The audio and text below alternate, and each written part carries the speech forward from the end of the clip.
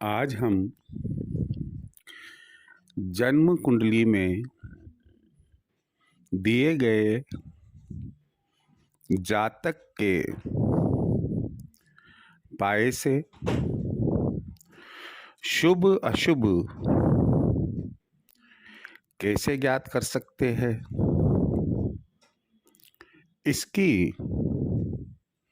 आपको जानकारी देंगे। यहाँ मैं आपको बताना चाहूँगा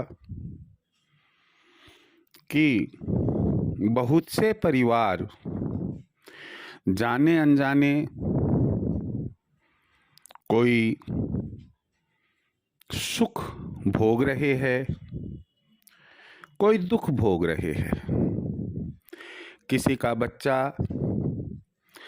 पढ़ाई लिखाई में अच्छा है, किसी का बच्चा पढ़ाई लिखाई में अच्छा नहीं है। किसी को नौकरी मिल जाती है, किसी को नौकरी नहीं मिलती है। किसी का व्यापार अच्छा चलता है और किसी का व्यापार कड़ी मेहनत के बाद में भी अच्छा नहीं चलता है। बहुत से ऐसे लोग भी हमें देखने और सुनने को मिलेंगे जो ये कहते हैं कि यार, हम दिन रात पूरा परिवार कड़ी मेहनत करते हैं, सच्चाई पर चलते हैं, ना मालूम कैसा नसीब है कि हमें 2 वक्त की रोटी भी सुख शांति से नहीं मिलती है। होते हुए काम अटक जाते हैं, हमें अच्छी नौकरी नहीं मिलती है, हमारा अच्छा व्यापार नहीं चलता है। अब इन सब समस्याओं के समाधान के लिए ज़्यादातर व्यक्ति किसी न किसी ज्योतिष विद के पास जाता है,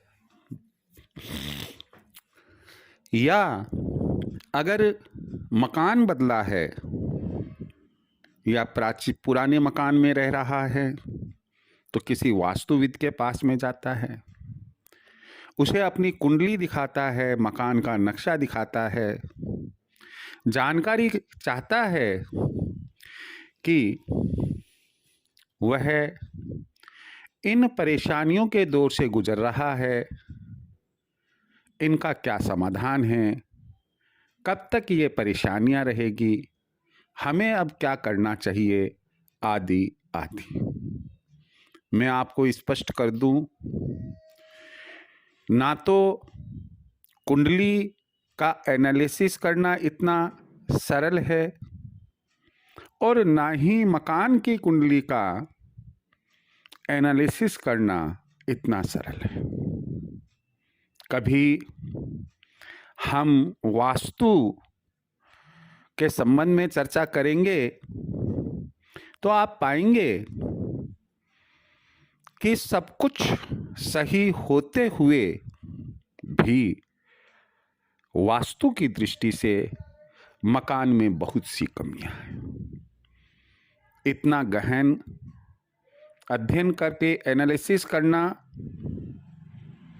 बहुत बड़ी बात होती है और बहुत मुश्किल से ऐसे एनालिस्ट विश्लेषक हमें मिलते हैं। मैं अपने बिंदु पर आता हूं। यदि आपको अपने बच्चे के जन्म का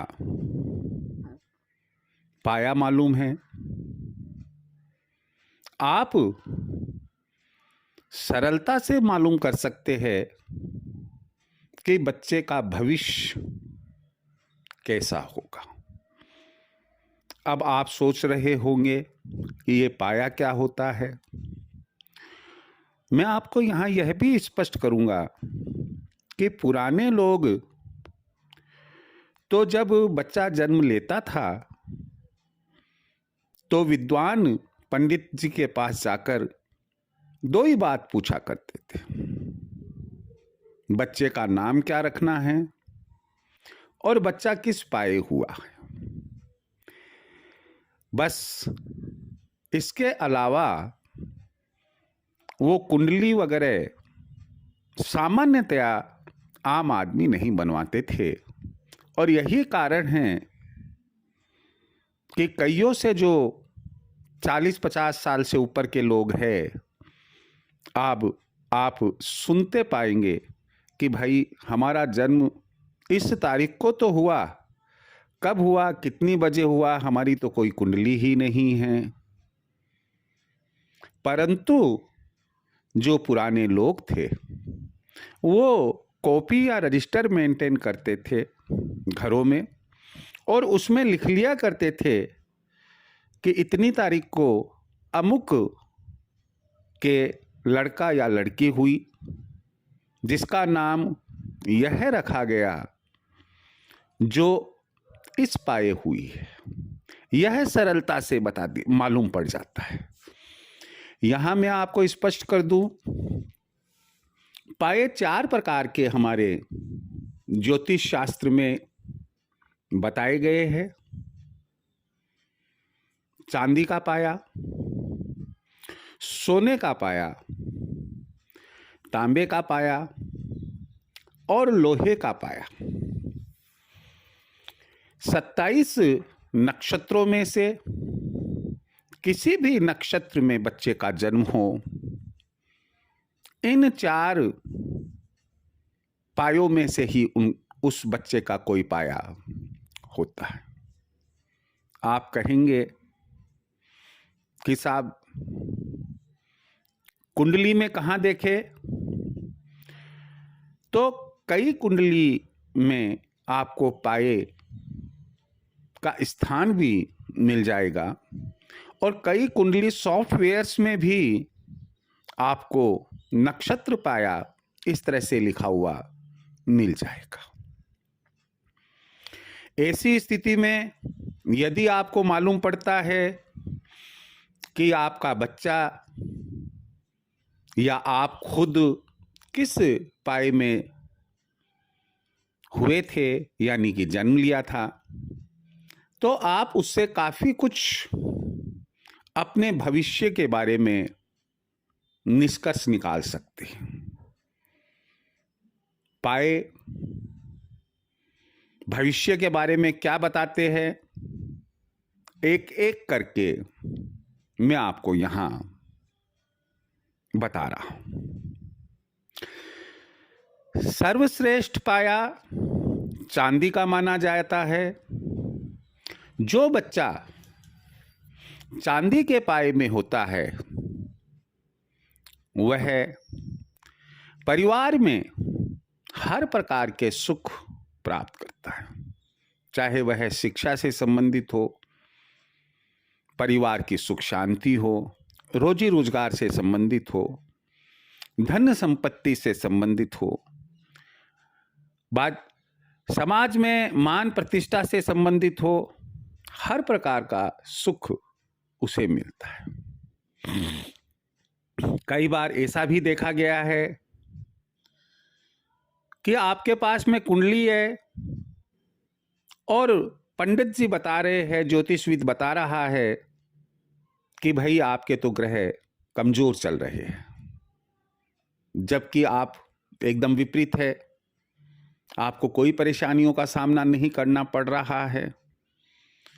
तो चांदी के पाए में अगर आपका जन्म है और कोई बुरा ग्रह कुंडली में अपना प्रभाव दिखा रहा है, तो चांदी के पाए वाला उस प्रभाव को भी नष्ट या कम कर देता है। हाँ, यहां इस चीज को ध्यान रखें, कुंडली भी अच्छी, चांदी का पाया भी है, तो मान लो कि आपकी बल्ले बल्ले है ना, आप बच्चे की कुंडली को दोबारा किसी को दिखाए, ना आप अपनी कुंडली को किसी को दिखाए, मानकर चले कि चांदी की चम्मच लेकर आप पैदा हुए या आपका बच्चा पैदा हुआ।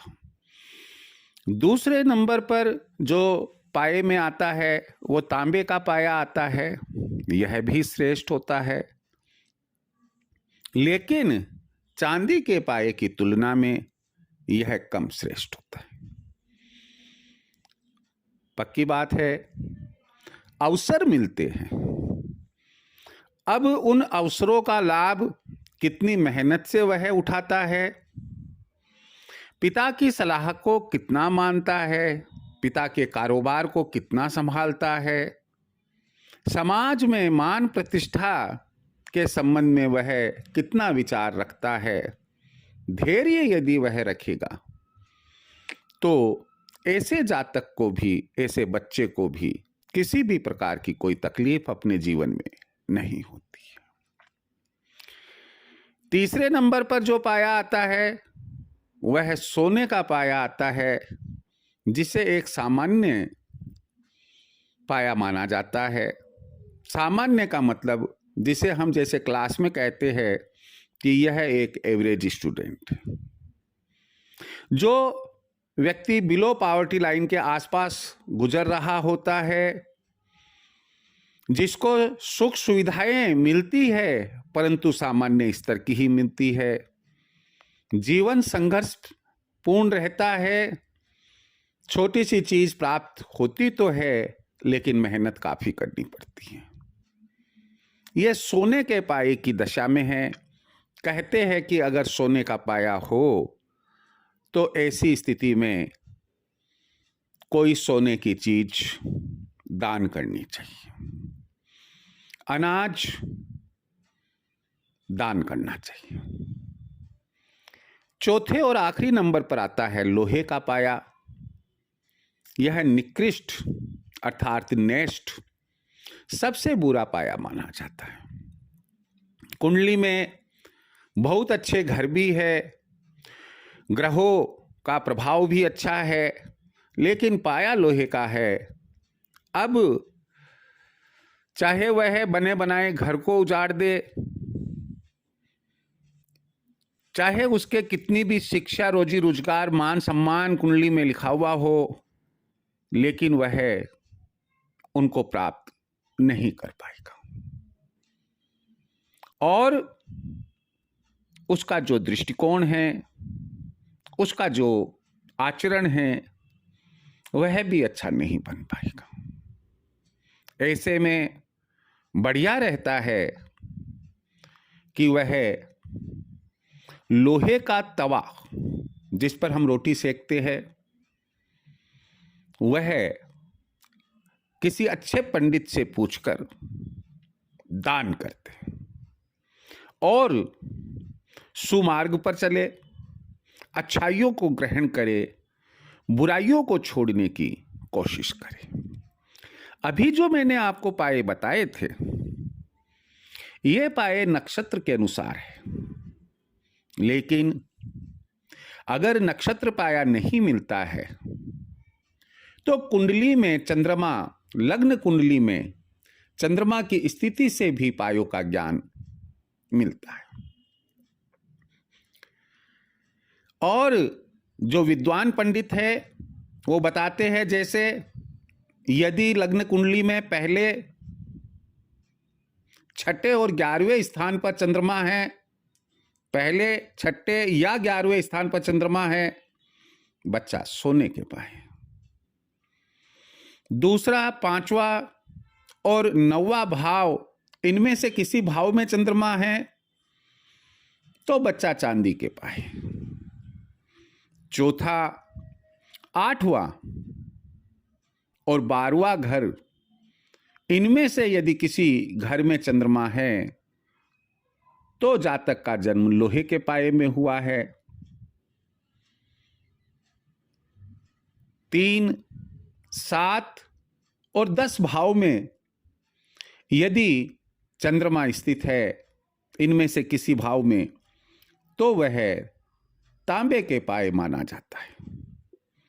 यदि आपके पास में जो सॉफ्टवेयर से कुंडली बनवाई, नक्षत्र पाया उपलब्ध नहीं है, आप जो अभी मैंने तरीका बताया है उस तरीके को अपनाकर भी अपने स्वयं का, अपने बच्चे का पाया देख सकते हैं और जान सकते हैं कि हमारा भाग्य कैसा रहेगा। मैं आपको यहां स्पष्ट कर दूं पहली बात, नक्षत्र पाया अधिक महत्वपूर्ण होता है वनिस्पत लग्न कुंडली के में चंद्रमा के स्थान से पाया ज्ञात करना। दूसरी बात, यदि आपके पास में नक्षत्र से पाया भी है और आपको लग्न कुंडली में चंद्रमा के स्थान से पाया कौन सा बन रहा है यह भी जानकारी है, तो आप दोनों का मिलान करें। अर्थात नक्षत्र से चांदी का पाया आता है और लग्न कुंडली में चंद्रमा के स्थान से भी चांदी का पाया आता है। मान कर चलिए कि वह जातक, चाहे आप हो आपका बच्चा हो, जीवन में कभी कोई दुख उसे नहीं होगा, खुशियां उसके कदम कदम चूमेगी, सफलता उसको प्राप्त होती रहेगी, धन धान्य से भरपूर होगा, सुख समृद्धि उसको मिलती रहेगी, घर वाहन, समाज में मान सम्मान सभी की भरपूर प्राप्ति होगी। आखिरी बात है कि आप परेशान हैं, असमंजस में हैं कि मैं कुंडली किसको दिखाऊं किसको ना दिखाऊं, इस वीडियो को आप एक दो बार सुन लीजिएगा, मनन कीजिए, चिंतन कीजिए और तसल्ली से अपनी कुंडली में पाया देखिए और अपने आप के बारे में जानिए। आपके अपने कोई विचार हो आप कमेंट कीजिए। यदि आपने चैनल सब्सक्राइब नहीं किया है, सब्सक्राइब करें। चैनल अच्छा लगे, बात अच्छी लगे तो अपने मित्रों को शेयर करें, अपने रिश्तेदारों को शेयर करें। जय श्री कृष्ण।